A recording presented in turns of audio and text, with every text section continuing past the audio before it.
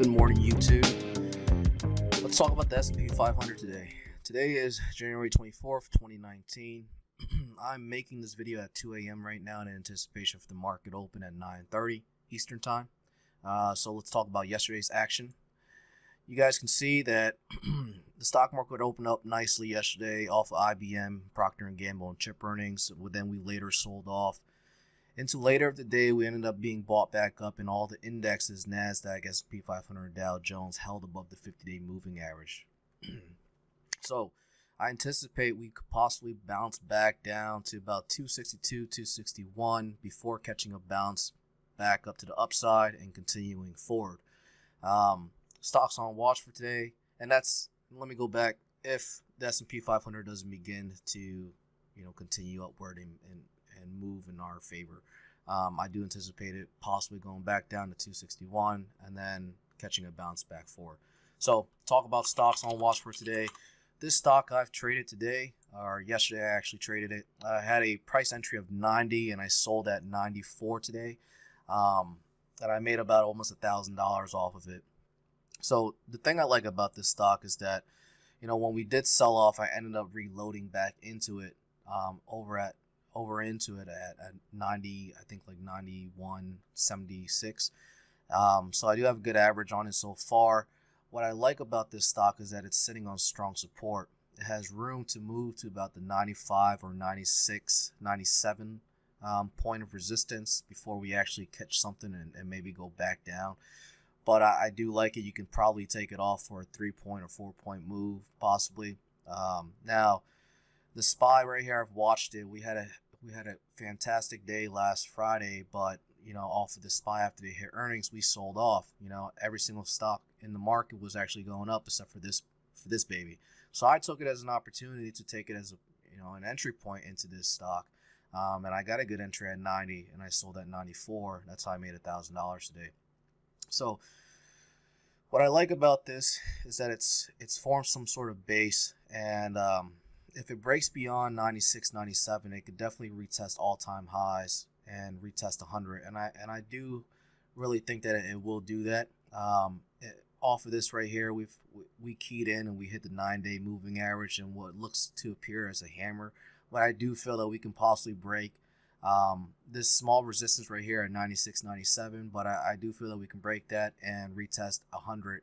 Now, if we get to 110 cents, we can definitely break out into a new price pattern, new action. Analyst price targets for this stock have been 110 to 115. We can definitely catch a move off of it. So it is something to keep on watch. I do like this stock a lot. The next stock that I'll be talking about, not many people favor it, is Tesla. Yes, I said Tesla. Now, if we look at it, this chart looks all fucked up. Sorry for the language, but if you don't like it, get off my channel.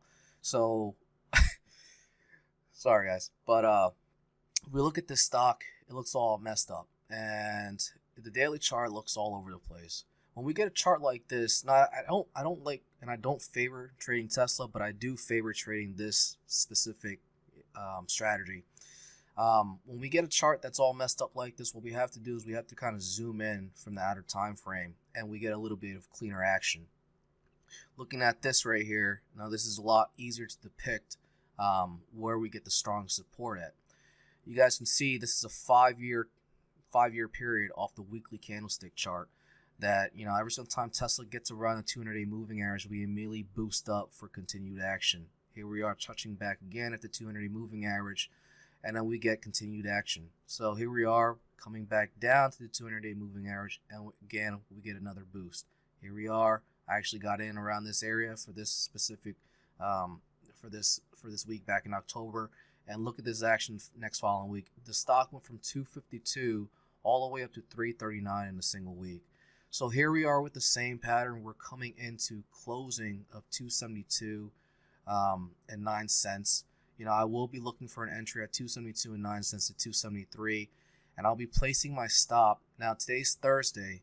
Keep in mind this is a weekly chart. I will be keeping my stop at the low of day and towards the close of business for the week on Friday. I'll be moving my stop up below the 200-day moving average in anticipation for a move to the upside for the next following week if it does get to this price point. So if it doesn't get to this price point, I won't touch it. But I do have a good feeling just from history, and also trading this and having a good history of making good profits off of this stock, that when it does get here, and it will likely pull, I'm going to take it. So that's just one stock that I am watching. Next stock that I do have on watch is McDonald's. Now it's working on a shallow base. If we zoom out to the daily time frame, the buy point for this specific stock will be 190 and 98 cents. The high of it, the 52-week all-time high, was 190 and 88 cents. Now, if it breaks beyond 190 and 98 cents and holds, that'll be forming a new pattern, and we could break beyond that into new highs. So it is working on that. The stock currently is at 186 and 9 cents. If we zoom in on the intraday chart, it's at 186 and 30 cents. It may change pre-market tomorrow. Like I said, I'm making this video right now at 2 a.m. for you guys. So what I do like about the stock is that it's retesting. It looks like it's going to be retesting its all-time highs. The value for the specific day today, or yesterday, shall I say, since it's 2 a.m., was a little bit light, but that usually implies a surge in value for the following day. Not to mention that this stock was mentioned on Jim Cramer's Money Tonight, and usually when stocks are mentioned on the show, they're from past experience, I've usually seen a higher surge in value for the next day. This stock is also sitting on a daily, kind of what looks like a hammer. And we have very light resistance right here at 186.83. I do feel that it's at 186.09 right now. We can definitely break beyond that today, possibly to 188.02. It's just something to keep in mind. Futures are steady, while the chip names rally, and they're up right now. And we also had a great day in the Dow. It's probably been the highest since we've had this last correction. So that's what I do like about this stock. Another stock that I will mention is LLY. Now this is a swing trade. I won't really be interested in it until it gets to my price targets of 119.85. Between 119.85 and 122.25, those are my specific entry points for this.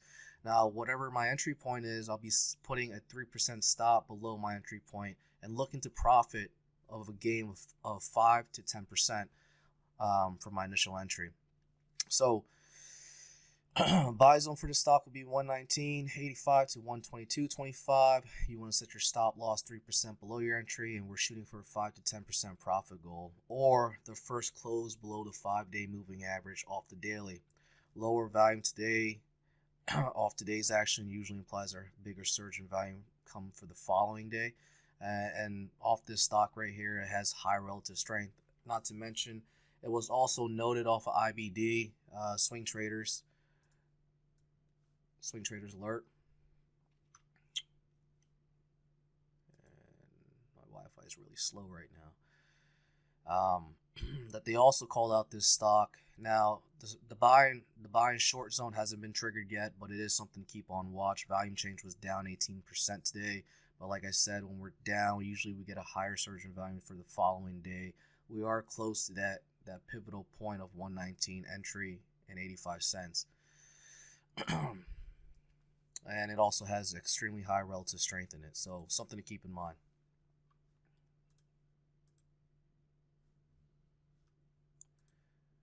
The last stock I'll be talking about is Verizon, and it's not something I would take a trade in right away, but I do have an alert set for it, marked at $58.79. This stock is working with a cup and a teacup handle base. Proper entry for is 58.79. That's why I have my alert set at 58.79. Some resistance at 59.79 is where I see resistance at. The moving averages off the daily are curving, and we do have strong support. Look at all these moving averages underneath our price action right here for the candlestick. The weekly is sitting nicely, I'd say, with a strong hammer. So if our markets continue to move in the direction where they're supposed to be moving, and I think that tomorrow's Friday, usually markets like to close out green, we may get a strong push to the upside for the following week. Definitely, I definitely think that we can definitely hit, at least a 52, 59.75 by the end of next week, if you guys wanted to take this trade. Now, this stock will want to retest all-time highs again. but it's not going to be for anytime soon. But off of this hammer right here, it does look really nice for an entry. I do like it. So like I said, I'm not going to buy it yet, but I will set an alert to be notified when it does cross my buy points. So just keep that in mind. And that's it. That's pretty much all I have for you guys. Try to wrap it up as soon as possible. But, you know, SPY, keep in mind, could pivot down a little bit lower, 261 level before catching a bounce. Team on watch, thinking that it can move to about 95, 96, 97 area just for today. But absolutely will want to retest the 100-day or all-time 52-week high.